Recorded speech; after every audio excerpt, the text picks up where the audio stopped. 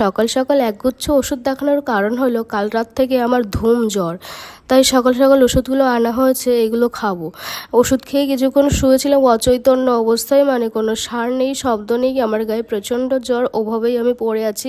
ওষুধ তো তখনও কাজে দেয়নি। দুপুরেই অনেক কষ্ট করে দুটো ভাত খাওয়ার পর একটুখানি স্বস্তি মিলল, আর বিকাল থেকে দেখলাম শরীরটা একটু ভালো লাগছে। তাই আর কি উঠে বসেছিলাম। আর আজকে আমার শ্বশুর শাশুড়ি ছিল, বিবাহবার্ষিকী, ইচ্ছে ছিল আজকে বাইরে গিয়ে সেলিব্রেশন করার, কিন্তু আমার শরীরের এমন অবস্থা যে ওরা দেখে আর বললো না বাইরে যেতে হবে না, বাড়িতেই একটা ছোট করে সেলিব্রেশন করা যাক।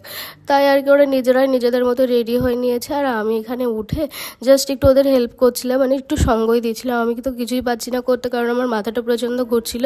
তো কেক কাটিং করার পর আজকে খাবার অর্ডার করা হচ্ছিলো চাউমিন থেকে। আমার এত শরীর খারাপ, আমার নাকে না কোনো গন্ধ আছে না আমি কোনো স্বাদ পেয়েছি, শুধু ওই খাওয়ার কথা খেয়েছি। আর এই ছিল আজকের মতো ব্লগ। Thanks for watching.